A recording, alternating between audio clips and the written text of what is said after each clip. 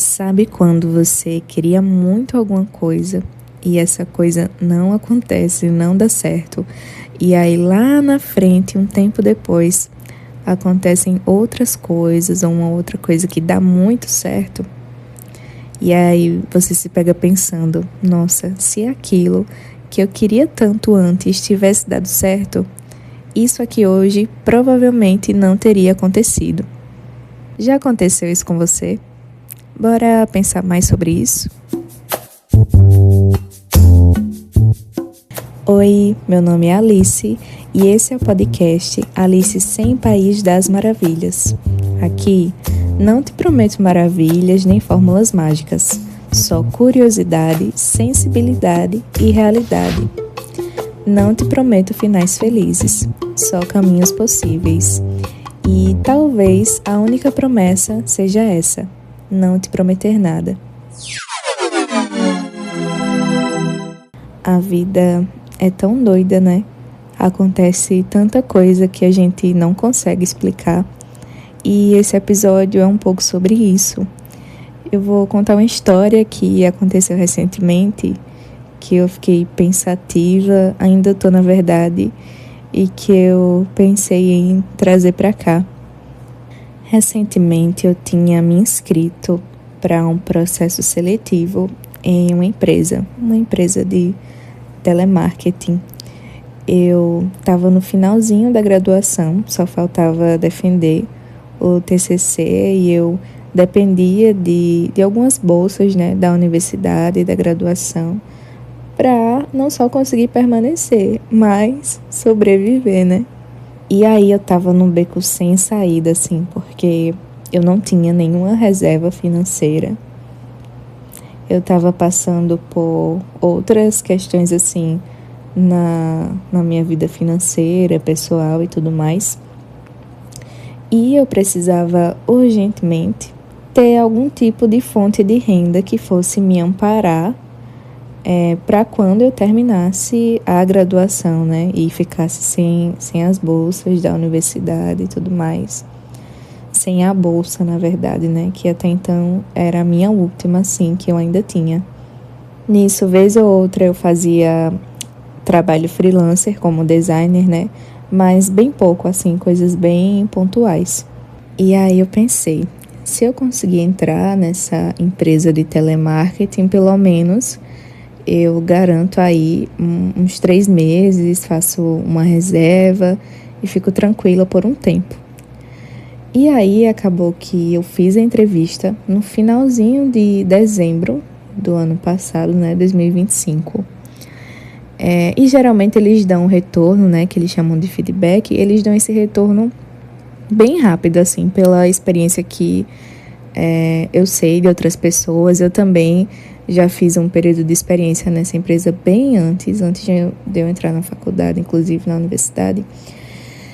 E aí, eles não deram retorno, eu achei bem estranho. E se passaram, 2 semanas, nenhum retorno. Aí, o que foi que eu fiz? Entrei de novo numa sala para entrevista. A sala lotou de pessoas.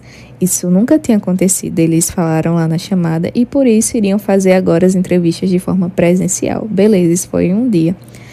Em outro dia, eu tentei entrar de novo, né? E aí consegui só tirar essa informação de quando iriam me enviar o meu feedback, né? O meu retorno. E aí a menina lá anotou os meus dados direitinho, tudo de novo, e disse, vou entrar em contato com você, te dar um retorno. E se te derem o retorno que você foi aprovada, você aguarda um pouco que depois vão chamar. E eu, beleza. E esperei mais uma semana, nada de retorno nenhum. Nem pelo WhatsApp, nem pelo e-mail, nada. E aí, a minha irmã, ela tem contatos nessa empresa, né? E conseguiu fazer com que uma moça lá do RH só puxasse o meu CPF e visse se eu fui aprovada ou não, minimamente, né? Já que eu estava praticamente quase um mês esperando um retorno. E aí, no mesmo dia, a menina conseguiu lá ver, tinha sido aprovada, beleza. E aí faltaria só a etapa de eles realmente me chamarem no WhatsApp para uma próxima turma, né, que fosse ingressar. E como a outra menina já tinha orientado, se eu tivesse sido aprovada, era só aguardar um pouco. E aí eu aguardei e nada.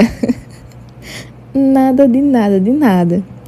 E isso me frustrou muito, assim, porque eu tava num período de vulnerabilidade financeira muito grande. Inclusive, eu saí agora há pouco desse período, né? E isso é muito ruim, é uma sensação muito ruim, porque tudo hoje depende de dinheiro, vocês sabem, né?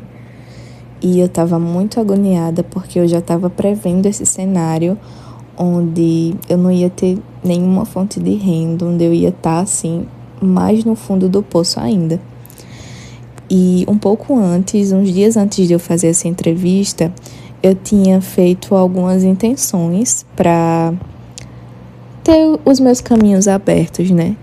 E aí, meio que eu fiquei, talvez, com uma fé nisso, me agarrando, né? Com esperança nisso de que os meus caminhos seriam abertos, enfim, eu tava precisando bastante.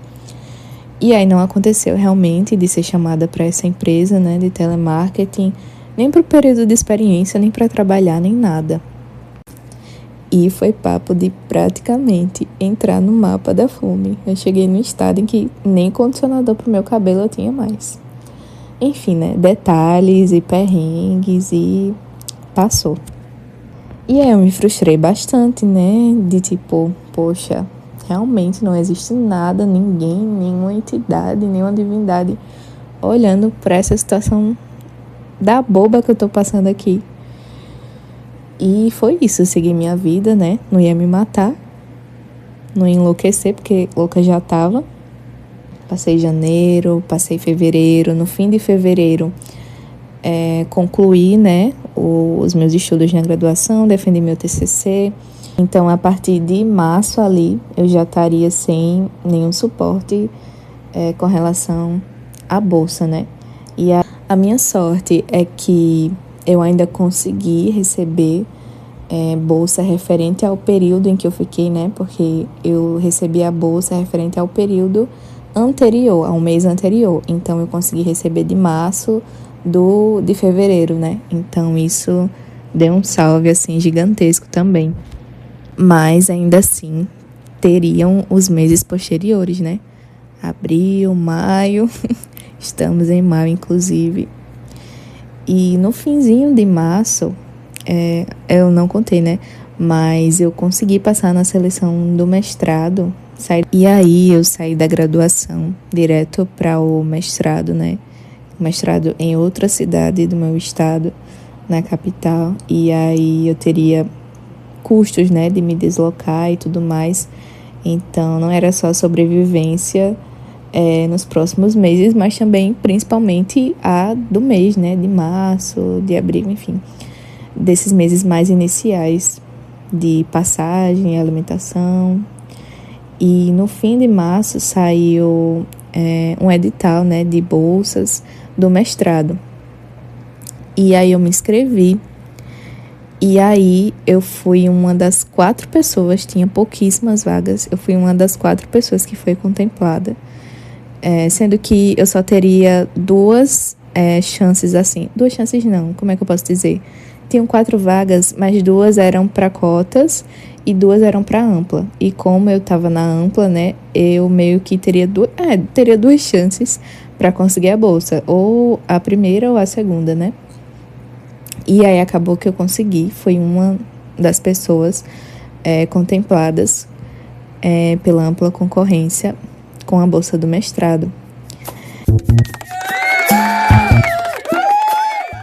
Eu só consegui ser contemplada com a bolsa do mestrado porque eu não tinha vínculo empregatício formal.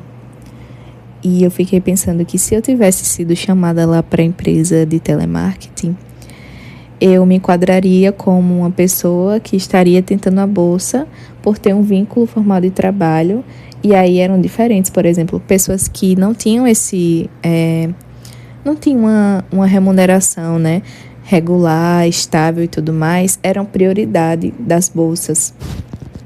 Então, se eu tivesse uma atividade remunerada regular, que iria ser o caso, provavelmente não, acho que com certeza eu não teria conseguido a bolsa do mestrado que eu tanto queria desde pensar, né, em ingressar no mestrado. Foi também, em parte, por essa possibilidade, né, de ter essa renda, de me dedicar aos estudos e ser remunerada por isso, ser remunerada por esse trabalho, que é algo que eu gosto de fazer, que eu me identifico também. E aí, isso me fez pensar que, para que alguns caminhos se abram, é preciso que outros se fechem, porque a gente só tem 2 pernas e não dá para caminhar 10 caminhos, né? Enfim, eu acho que eu gosto dessa palavra caminho e talvez eu sempre traga alguma metáfora nesse sentido. E essa parada de caminho me fez lembrar uma coisa que eu observei assim quando eu comecei a fazer terapia. Agora eu dei uma pausa, eu tô sem fazer, mas antes, né, eu já tinha feito algumas vezes, mas eu nunca tinha parado muito para pensar sobre. E eu lembro que eu tinha a ideia de que, vou fazer terapia e vou colocar mais coisas. Por exemplo, eu imaginava que eu era uma casinha. E aí, nessa casinha, eu ia fazer terapia, né? Eu ia entrar na casinha e eu ia colocando coisas na casinha, ia organizando coisas que eu gostava. Enfim, ia descobrindo mais coisas dentro da casa, dentro de mim. Só que aí, conforme o processo terapêutico foi andando, né, conforme eu fui tendo mais sessões e formando ali um vínculo terapêutico com a psicóloga, eu me dei conta de que para entrar nessa casinha e até para arrumar ela, é preciso também desorganizar e tirar coisas dessa casinha para que caibam mais coisas ou para que surjam novas coisas. É tipo quando você tem roupa no guarda-roupa e você não usa mais essas roupas, mas elas estão ali, ocupando espaço. Às vezes você tem aquele apego, não quer doar, ou sei lá, acha que em algum momento vai usar, e aí passa muito tempo e você não usa.